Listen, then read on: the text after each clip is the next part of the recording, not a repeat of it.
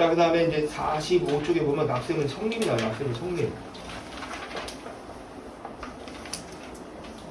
이건 이제 뭐 납세금과 성립때가 확정되고 소멸된다는 교과서에 나온 얘기야. 교과서에 나온 거.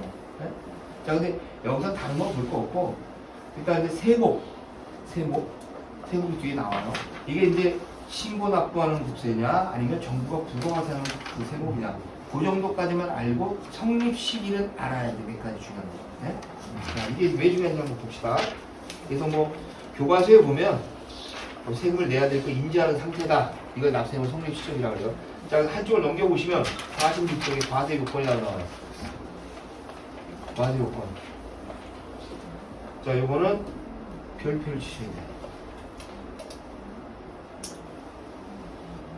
별표. 이게 왜 중요하냐? 이게 중요한 건 뭐냐면 납세의무자, 과세 귀속, 과세 표준과 세율 이렇게 나와 있죠. 네? 이게 나오죠. 이게 왜 중요하냐면 나중에 고지서 나오죠. 고지서 세금 내라고. 네? 고지서 보면 이게 적혀 있어요. 이게 귀속연도하고 납세의무자, 그다음 뭐 과세 표준 세율 나와. 이게 제대로 안 적혀 있으면 무효란 얘기예요. 무효. 고지 효력이 없다는 얘기예요. 고지 효력. 그래서 여기서는 과세 요건이 이렇게 있는데 이게 왜 중요하냐? 이거는 고지서나 결의서 같은데 이걸 반드시 기재를 하도록 돼 있어요. 특히 고지서에. 근데 만약에 고지서에 이게 제대로 안 적혀 있으면 무효라 이거 무효. 자, 이거 보시면 되고. 자, 그 다음에 이제 납세금 성립 시기가 나와요. 성립 시기. 자, 성립 시기 중에서 이제 몇 가지만 보시면 돼. 몇 가지만. 이거 이제 소득세. 뭐 과세 기간이 끝날 때, 과세기 끝날 때 언제냐면 12월 31일이야. 그 다음에 법인세. 뭐 법인세는 일반적인 경우를 얘기하면 되니까 법인세는 법인의 사업연도 종료일. 뭐 1월 1일부터 12월 31일이다 1년. 그럼 그 날짜가 납세금 성립 시점이다. 자, 법인세는 별도로 치셔야 돼. 나중에 2차 납세금하고 연결돼요. 자, 부가가치세는 뒷부분에 나오겠죠. 과세 기간이 뭐 2번 또는 4번으로 나눠진다. 뭐 이 정도만 보시면 돼요. 나머지는 뭐 중요한 거 없어. 자, 그 다음에 그 밑에 가산세 보시면은 전에는 가상금, 중가상금이라는 용어를 썼는데 이 통합이 됐다라고 말씀드렸죠. 그래서 거기 보시면 납부지원 가산세로 전부 통합이 됐다. 다만 체납됐을 때는 옛날에 가상금 개념이 3%가 그대로 적용이 되는 거예요. 그래서 뭐 만분의 2.5가 적용된다. 이렇게 보면 되고 중요하지 않으니까. 자, 근데 이제 확정이 나와요. 확정. 51조를 보세요. 51조. 거기 보면 박스에 보시면 그 항목이 나와. 항목 적용 세목 해가지고 박스에 보시면요 정부부가세세 신고납부세에서 나오죠. 51조. 도표에 보면 나온다고 해요. 두 번째 적용 세목이 나와. 상속세, 증여세, 종합부동산세. 나머지 쭉 나오죠. 여기서 상속세, 증여세 그리고 하나 더하실게. 양도소득세 가로 열려. 양도소득세. 나머지는 전부 신고납부제도다. 근데 신고납부제도나 정부부가세는 중요한 거 차이는 없어. 차이는 없는데 왜 이게 중요하냐면 나중에 우리 신고를 하잖아요. 신고를 하면 양도세 같은 거 신고하면은 아파트 같은 경우에는 2달? 아파트 오피스텔 같은 거 2달 되면 예정 신고한다면 연락이 와. 행소에서. 그리고 토지 같은 걸 만약에 내가 하겠다. 그럼 1년 내에 연락이 와. 무슨 얘기냐면 결정을 해야 된다. 결정이 맞는지 틀리는지 뭐 수정을 해야 될지 그걸 바로바로 연락이 온다고. 그래서 상속세, 증여세, 그 다음에 양도세 이거는 정부 부가세에서 이렇게 보시면 돼요. 정부가 항상 결정을 한 다음에 통지를 준다. 근데 상대적으로 소득세, 법인세, 부가세는 금방금방 연락이 안 와. 금방금방 연락이 안 와요. 그래서 그 차이만 있지 뭐 다른 건 중요하지 않다. 이렇게 보면 돼. 그렇게만 보면 돼요. 세목은 중요한 게 아니니까. 자, 근데 납세금 성립 시기 이제 나중에 확정하고 관련된 세목은 이렇다. 이런 거 보고. 그럼 이제 경정등의 효력이라고 나와요. 경정등의 효력. 근데 이거 중요한 건 아니고 뒷부분에 나오는데 간단히 이렇게 생각하면 돼요. 그러니까 내가 신고를 했어. 세무서에 세금 신고를 했는데 100만 원을 냈어야 되는데 90만 원밖에 안 냈어. 신고를 90만 원밖에. 그럼 10만 원 더 내야 되잖아. 증액이 돼. 증액일 때를 수정신고란 말을 때문에 수정신고. 감액일 때를 경정청구라고 그러고. 네? 용어는 알아야 돼. 용어 뒤에 나오는데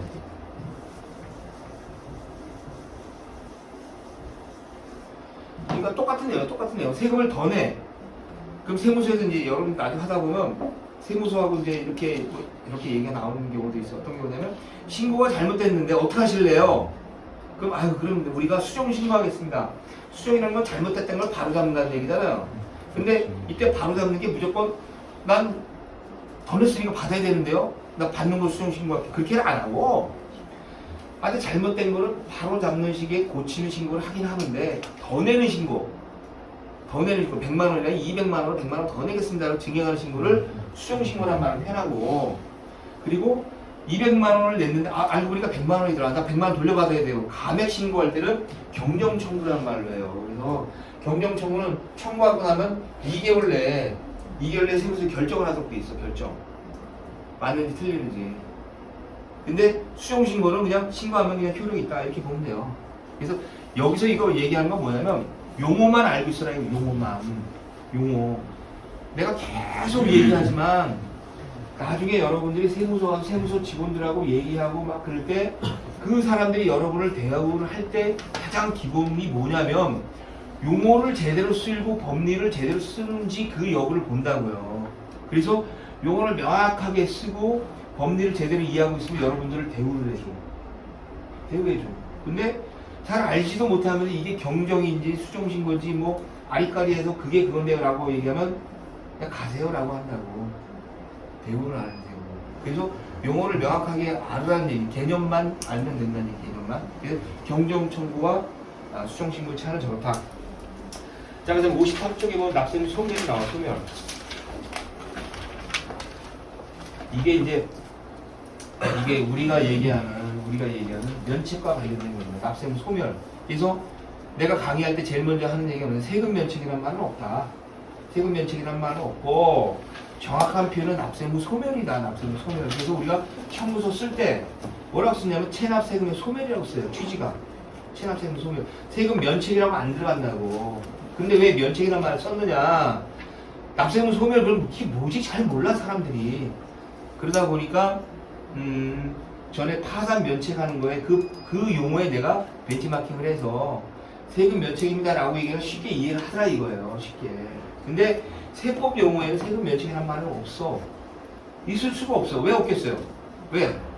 세금 면책은 왜 없어? 면책을 만약 한다 그러면 면책을 결정해주는 결정권자가 있어야 돼요. 결정권자. 사채에서 우리가 파산해서 파산 면책의 그 결정권자는 법원이야. 판사가 결정을 해요. 판사가. 그런데 이 세금이라는 걸 국민 계세주의라는 모든 국민은 세금을 납부할 의무가 있다고 규정돼 있어. 의무. 뭐 다 내야 돼 세금을. 근데 단수 조항으로 이 사람은 세금 안 내야 된다라고 해보면 혼돈 잃어버려요. 첫 번째 성경성의 문제가 되고 세 번째 더 중요한 게 뭐야? 세무 공무원이 힘이 비대해져서 부정부패가 일어날 수 있어. 너 이쁘니까 너는 얼마 깎아줄게. 너는 20%, 너는 30%. 무슨 권한을 하냐 이거야. 그래서 국가는 아예 뭐야? 이러한 문제가 발생하는 근원적으로 차단하기 위해 세법에는 면책이란 말이 아예 없는 거야. 아예 없어요. 아예. 그래서 간혹 인터넷에 보면 그런 얘기들이 나와. 이게 혹시 가상금만 해도 가수 세무서에 가서 얘기하면 깎아준다. 요건 소송의 대상이 된다. 그럼 말도 안 되는 소리 쓰는 놈들이 있어요. 그래서 우리가 항상 하는 얘기가 뭐야? 세금은 다 내든지 면책, 둘 중에 하나만 선택하는 왜? 면책이란 그 제도 자체가 없으니까. 그래서 용어를 명확하게 개념을 알고 있어야 된다는 거예요.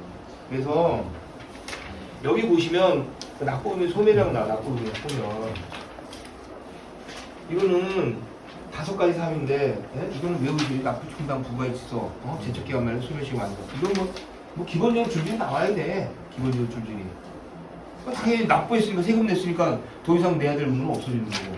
충당. 내가 내야 될 돈하고 받아야 될 돈이 있어. 서로 상계해버린대. 가장 기본적인 거고. 자, 근데 이제 거기서 보면 국세의 제척기간이라고 해요. 제척기간. 자, 제척기간이 만료가 되면 세금은 없어져요.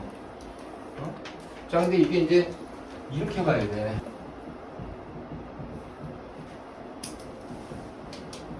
사전하고 사후를 세무서 하는 일이 이걸 뭐냐면 부가권이라고. 부가권.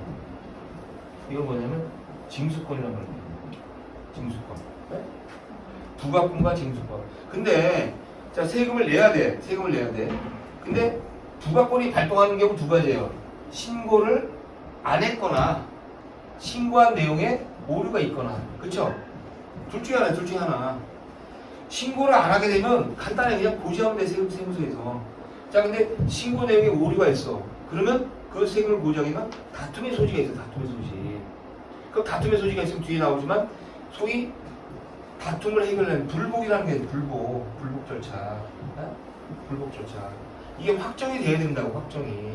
그럼 이게 다 끝나고 나면 세금으로서 확정이 돼서 그 다음에 사후 징수권이 발동이 되는 겁니다. 징수권이. 맞죠? 이거 쉬운 거야, 쉬운 거. 응? 자, 근데 우리가 항상 하는 얘기가 뭐냐? 요 앞에는 잘 신경을 안 써. 신경 안 써. 왜?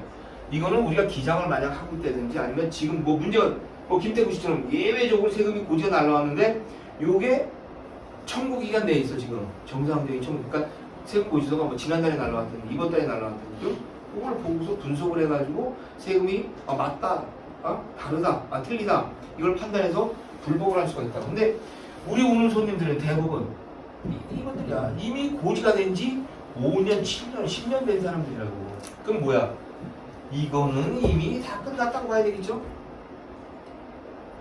사전 요 내용 신고를 안 했거나 그럼 신고를 해주면 되는 거고 신고 내용에 오류 내용 좀 탈루가 있다고 해서 고지가 되면 불복을 하면 돼. 근데 이미 이 기간들이 다 지나가지고 오는 사람들이야 우리는. 그래서 항상 뭐라 그래요? 이거는 정상적으로 세금이 고지가 됐다라고 보고 그러면 다 사후 과정에서 그럼 후속 절차인 징수권에 문제가 있는지 즉 압류 처분이 잘못됐는지 그걸 보자는 얘기잖아요 우리가.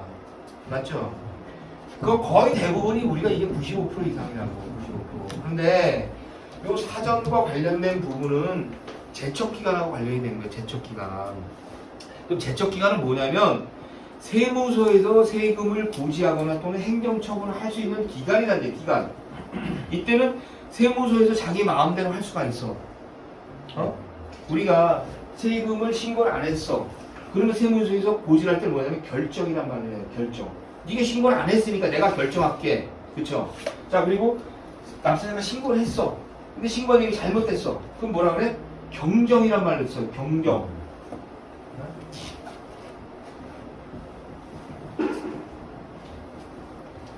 결정은 신고를 안 했을 때 세무서에서 너 세금 이거 내야 되는 게 맞아 라고 고지하는 시점, 이걸 결정이란 말을 하고 내가 신고했는데 너 신고 내용이 잘못됐어.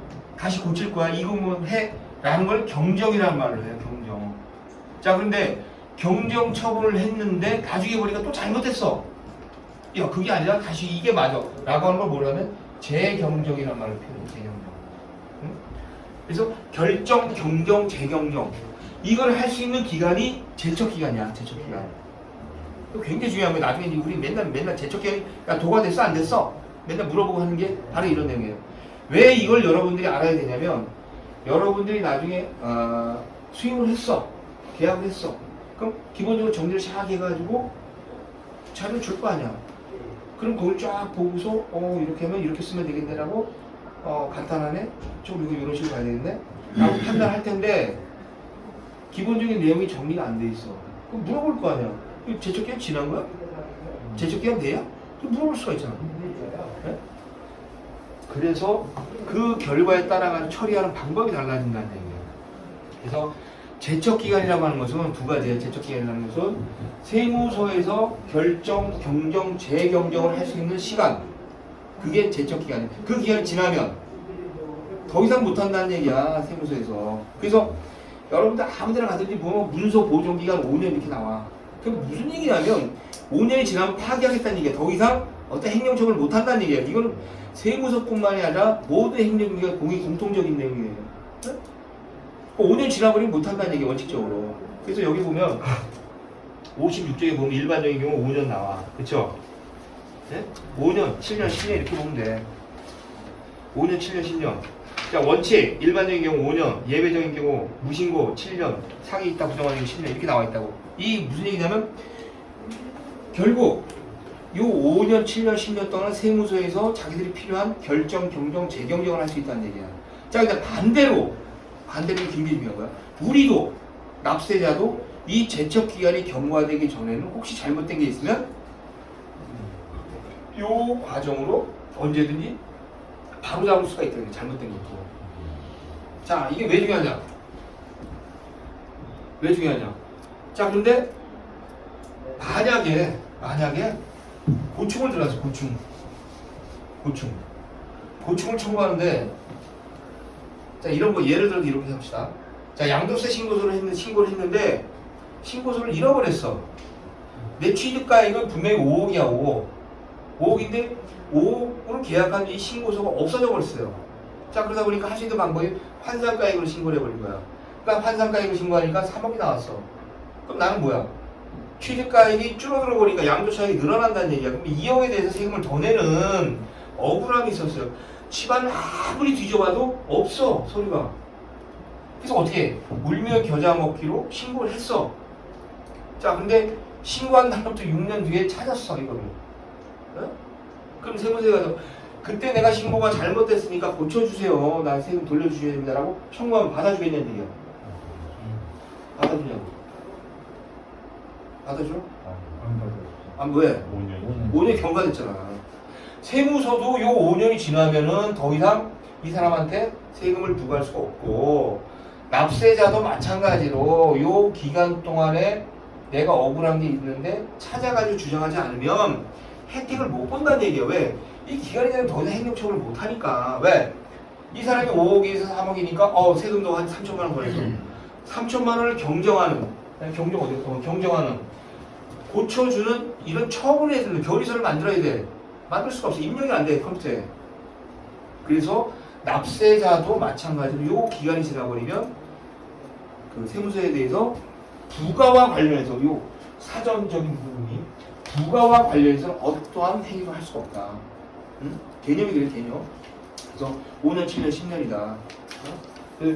요것만 뭐 뒤에 또 나오는 거 있는데 상속세, 증여세. 요거는 이제 특례기간이야, 특례기간. 그래서 원칙적으로는 그런데 상속세, 증여세와 관련돼서는 10년이 지났다 하더라도 이 사람이 재산을 어디다 삥쳐놓은 게 걸렸어. 은닉 핑계 걸렸어. 그럼 그거에 대해서는 그런 사실을 안 날로부터 1년 내 필요한 처분할 수 있다. 근데 뭐 예외적인 거니까 뭐 그렇게 보면 돼요. 뭐 상호합의, 나오는 이거 잊지도 마. 소멸시효까지만 간단하게 끝냅시다. 자, 60쪽을 봐요, 60쪽.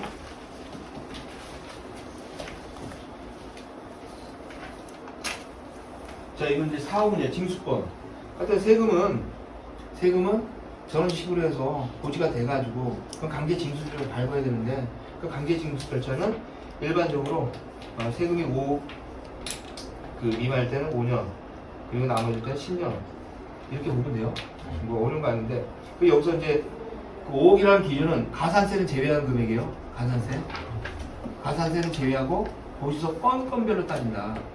그러니까 이 사람이 예를 들어 100억인데 다 보니까 4억 9천 해가지고 이렇게 돼 있더라. 그랬을 때 이 사람이 소멸시효가 10년이냐? 아니다는 얘기. 건별로 따져가지고 4억 9천에 대해서 5억이 안 넘으니까 5년을 적용한다. 이렇게 보시면 돼요. 그리고 가산세는 제외한다. 그래서 이 사람 체납액을 보게 되면 거기에 보면 그게 나온다고. 가산금, 가산세, 본세를 다 합한 금액이 체납액으로 나와요. 그걸 판단하면 안 되고 본세 기준으로 판단해야 됩니다.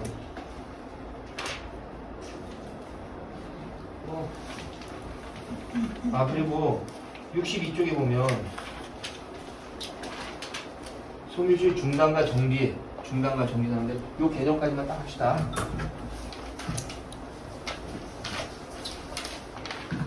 중단과 정지는 간단해.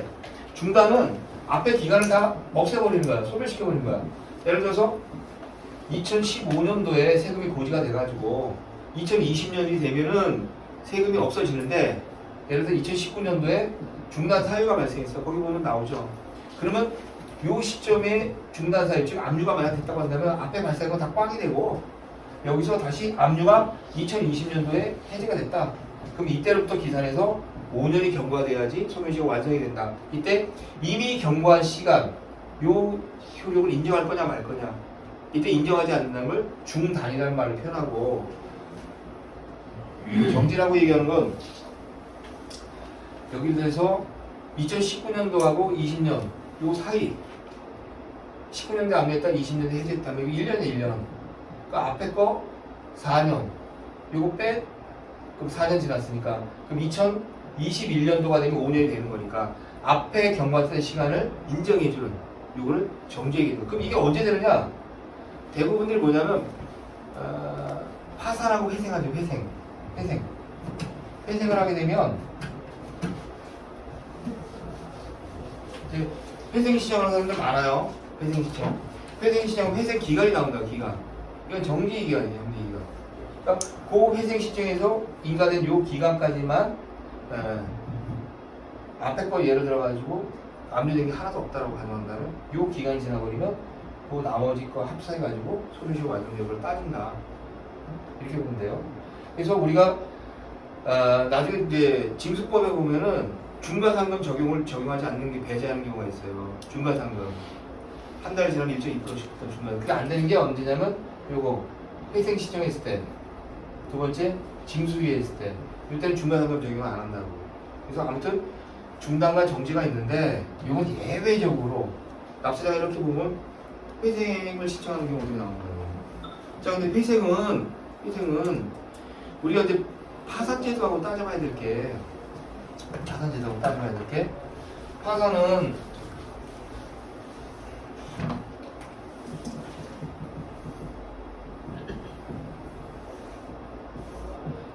우리가 모든 채무는 사채하고 공채를 나눠지는데 이 사채와 관련된 이 사채를 없애주는 그 방법이 파산하고 회생이에요. 어? 자, 근데 이 파산하고 회생에는 공채는 포함이 안 돼. 그러니까 내가 파산 신청할 때 하더라도 공채가 대표적인 게 세금이야. 세금, 과태료, 4대 보험. 자, 이런 게 공채란 말이에요. 이런 공채는 파산을 신청해서 적용이 안 돼. 그래서 이런 공채를 뭐라고 표현하냐면 비면책 채권이에요. 비면책 채권. 파산해서 면책이 되지 않는 채권이라 해서 세금, 과태료, 뭐 과료, 4대 보험료. 왜 공채이기 때문에, 공익비용이기 때문에. 그래서 파산과 관련해서는 사채만을 대상으로 하고 비면책 채권은 파산 대상에 해당하는 채권에 채무에 해당하지 않는다. 이렇게 보면 돼요. 근데 회생은 우선변제 채권이에요. 우선변제 채권. 뭔 차이냐면 이 사람이 회생 신청을 만약 하게 되면, 자, 세금이 1억 있고 그 다음에 사채가 1억 있어요. 그럼 뭐부터 갚냐 이거야. 우선순위가 이거부터 갚는다는 얘기. 이거부터. 에? 자, 그러다 보니까 뭐냐, 회생 신청을 하게 되면 이 사람이 소득이 있어야 돼. 소득이. 그럼 이 사람 소득으로 빚을 갚을 수 있느냐 없느냐를 판단해 버린다고. 근데 세금이 너무 많아 버리면 언제 세금 갚고 사채 갚고 안 된다는 얘기. 왜? 이 세금 자체는 아까도 얘기했듯이 탕감 자체가 안 된다 그랬잖아요. 조정이 안 돼. 채무 조정이. 그러니까 총액 자체를 그대로 다 내버려야 된다는 얘기예요. 그러니까 법원에서 봤었을 때 이 한 달에 한 400만 원 버는데 최저생님이 뭐 200만 원 빼고 200만 원을 감납치자는 얘기예요. 그럼 이거 1억 갚는데 얼마 걸려? 네? 50개월이에요. 50개월. 거기다 또 이거 갚아야 돼. 이거 이제 100개월이야. 도저히 안 된다 이거야. 그래서 이 세금 같은 그런 부분은 공익비용은 우선 변제 채권이라고 변제를 해야 돼요. 그런데 이 금액이 커버리고 나면은 이거를 변제할 수 있는 그 기회 자체가 없을 수밖에 없다 보니까 회생 인가를 안 해줘 버려요. 회생 인가를. 그러다 보니까 어떻게 돼? 세무서에서 그 법무사무실에서 요걸 빼버린다고. 빼버리면 요것만 싹 들어가. 그럼 1억에 대해서만 들어가요. 그럼 1억은 또 채무 조정을 또 합니다. 그럼 금액이 줄어들어. 그렇게 해서 회생 인가 떨어져서 회생이 시작이 돼요. 자, 근데 문제는 뭐냐면, 자, 이러다 보니까 법원에서 이 회생 전용 통장을 만들어요. 통장을. 그러면 여기다가 매달 갚아야 될 금액을 입금을 시켜놔야 된다고. 입금시켜야 되잖아. 그리고 법원에서 요거는 다른 사람이 침해를 못하도록 압류 방지 통장을 해버린다고. 근데 세무서에서는 어떻게 해? 모르니까. 왜? 요 1억이 우선변제 채권이기 때문에 원래는 채무자들이 신고를 했어야 돼. 법원에다가 나 이만큼 있으니까. 근데 이게 들어가 버리면 회생인가 안 떨어지니까 이걸 빼버린다고. 그리고 요거에 대해서만 신고를 해버려요. 그렇게 하고 요걸 갚겠다. 뭐 5년 동안 갚겠다, 4년 동안 갚겠다 해서 매달 얼마씩 집어넣는다고. 그럼 이 금액이 185만 원이 넘어버리면 국세청에는 그 사실을 모르기 때문에 이 통장에 압류 통지를 넣어버린다고. 통지를 해버려요. 근데 통지는 압류는 안 되겠지. 근데 세무서 전산망에는 이 계좌를 압류한 거로 나온다고. 그럼 이제 우리는 딱 조회를 따더니 여기 압류가 됐어. 물어보니까 이게 회생 통장이야. 돈이 얼마였어요? 그럼 200 얼마였대. 그럼 이게 무효냐 아니냐를 따져봐야 된다는 얘기야. 그쵸? 납세자는 방방토 이거 법원에서 만든 계좌이기 때문에 압류 금지 계좌다. 세무서 법원에서 왜 만들으라 그랬는데 그 계좌를 나 회생용으로 이렇게 하는 겁니다 라고 하면 세무서에서는 지금 무슨 얘기하세요? 우리가 우선 변제권자이기 때문에 이거는 우리한테 먼저 준 다음에 그 다음에 사채권자한테 줘야지 왜 우리한테 신고도 안 했습니까? 이거 법원에다가 이의제기하면 회생 인가가 취소됩니다. 취소돼요. 그래서 이거 굉장히 중요한 거예요. 그래서 그 법무사무실, 변호사무실에서 자기들 수임해가지고 처리하려고 이렇게 얘기하는 경우도 굉장히 많아요. 그래서 아니 왜 그렇게 됐어요? 라고 물어보면 이렇게 되기 때문에 그러면 회생인가가 안 떨어진다. 그래서 그걸 방지하기 위해서 이걸 빼고 했습니다 라고 하는 사람들이 굉장히 많아요. 굉장히. 그래서 간혹가다 담당자가 좀 FMN한테 걸리면 이거 인가 취소입니다. 그래서 그런 부분을 좀 여러분들이 관계를 알고 있어야 된다. 자, 이렇게 보시면 되겠습니다. 재밌죠? 네. 이거 너무 재밌는 것 같아. 내 옛날 공부를 많이 했거든, 내가. 그래서, 자, 오늘 이제 좀 시간이 지났는데, 마무리 짓자고요, 마무리 짓는데, 오늘 처음에 한 국세부가의 원칙은 굉장히 중요한 거야. 국세부가의 원칙과 세법적인 원칙은 여러분들이 심심하면 읽고, 이해가 안 되면 외워야 돼. 외워서 이게 최소한 몇 조 몇 항의 일이 있다는 정도까지는 알아야 돼요. 그 중에 대표적인 게 실질과세 원칙. 왜? 이거 맨날 얘기하다 보면 이 얘기가 나와. 납세자도 그렇고 의뢰인들도 그렇고 세무서도 그렇고 항상 이게 됩니까 안 됩니까 라고 얘기했을 때 제일 많이 써먹는 그런 법률 조항이 국세기록 14조다. 실질과세 원칙. 어떤 의미인지 반드시 알고 요거 실질과세 원칙이 좀 저해됐었을 때, 즉 명의를 막 빌려주고 있을 때 명의자 과세 문제 발생한다. 자, 이런 정도까지 보면 되고 신의성실 원칙과 관련해서 다른 건 딱히 볼 거 없어요. 세무 공무원이 한 말을 믿고서 따랐을 때 이 사람이 어떤 소송의 대상이 되느냐? 안 된다.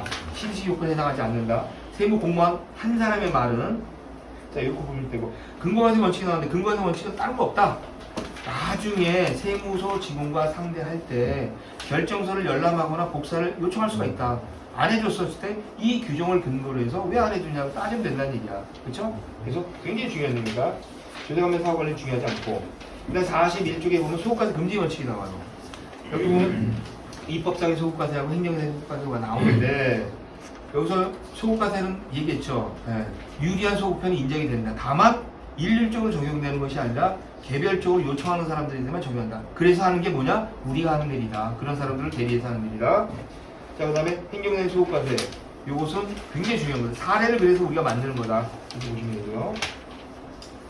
그 다음에 납세무 성립, 확정. 뭐 이렇게 나오는데 뭐 확정이나 성립이나 뭐 중요하지 않고 일단 상속세, 증여세, 양도세 이건 정부가 결정한다. 그렇기 때문에 신고를 하게 되면 바로바로 통지가 날라온다. 근데 신고 납부 세무가 금방금방 안 온다.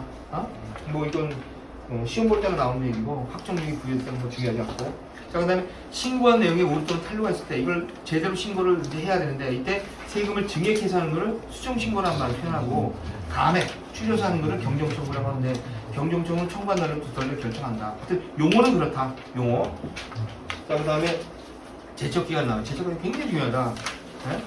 제척기간 굉장히 중요한데 제척기간은 5년, 7년, 10년 이렇게 된다. 그래서 이게 그 과세기간이 행정처분할 수 있는 그 기간을 말하고 행정처분이라는 건 결정, 경정, 재경정을 의미한다. 납세자도 마찬가지로 자기한테 유지한 내용은 언제든지 변경할 수가 있다. 근데 이거는 사전적인 거기 때문에 우리 주 취급 안 한다. 이런 거 기장하는 업체에서 많이 하는 거고 우리 같은 경우는 대부분 사후적인 거 면책하기 때문에 하는데 사전적인 경우에도 할 수가 있다. 그렇지만 제척기간 항상 따져봐야 된다. 그다음에 징수권 소멸시효 여기는 중요한 거 아니고 중단과 정지. 중단 사유. 중단 사유에서 한 가지를 먼저 말씀드릴게요. 62쪽에 보면 빠졌어요. 빠졌는데 거기 보면 중단 사유 납부고지 독촉 교부 청구를 들 수 있다. 이렇게 나와 있죠. 자, 이거는 뭐냐면 국세기본법에 나와 있는 사유. 국세기본법. 여기 네 가지야. 납부고지 독촉 교부 청구 압류. 응? 자, 여기까지만 하고 끝낼게요.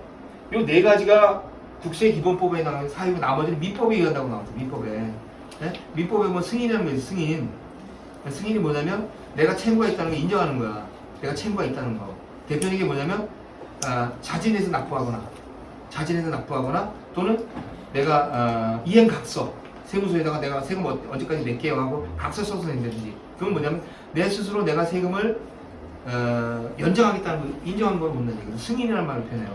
그리고 민법상 민사상 가압류 가처분들 통했는데 여기서 중요한 게 뭐냐면 이 승인은 분명히 민법에 의하면 시효 중단 사유는 맞아. 근데 세무서 낸 세무서 애들이 참 재밌는 애요. 국세청 애들이. 법리는 그래서 인정을 안 해 자기들. 그러니까 우리한테 좀 유리하죠. 왜? 승인 분명히 자진 납부했어. 자진 납부했으면 시효가 연장됐기 때문에 세금 소멸시켜주면 안 돼. 그런데 국세청 애들 중에서 거의 한 7, 80%는 그거 필요 없어. 국세기본법이 우선해 해서 자진 납부하고 뭐 이렇게 내가 이행각서 써서 내고 분납계획서 써서 내도 다 무시해버리고 소멸시효 완성시켜주는 경우도 있어요. 그게 국세청만의 특징입니다. 특징이. 그래서 이렇게 됐다 하더라도 또 분명히 민법에는 그런 게 시효 중단 사유라고 나와 있지만 국세청에서는 예외적으로 인정을 안 해준다. 실무에서는 참고로 알고 있다는 얘기여서 그렇다 하더라도 원칙과 실무는 차이가 있다. 자, 그럼 마지막 한 가지만 더 하고 딱 끝낼게요. 교부청구가 뭔지 알아? 교부청구가 뭐냐면 나도 좀 달라 라고 청구한 교부청구. 이런 거 있죠. 예를 들어서 A라는 세무서가 있고 B라는 세무서가 있어. 근데 A라는 세무서가 압류했고 B라는 세무서는 압류를 못했어. 자, 그래서 A가 압류해서 공매 처분을 합니다. 그럼 나중에 공매가 돼서 돈을 이제 배상하는 절차를 들어갈 거예요. 그때 B라는 그 세무서가 법원에 거기서 만약 A라는 세무서에서 돈을 받아가고 남는 돈이 있어 우리도 주세요 라고 청구하는 게 교부청구예요. 교부청구. 자, 근데 중요한 게 뭐냐면 압류권자는 교부청구를 못하는 거예요.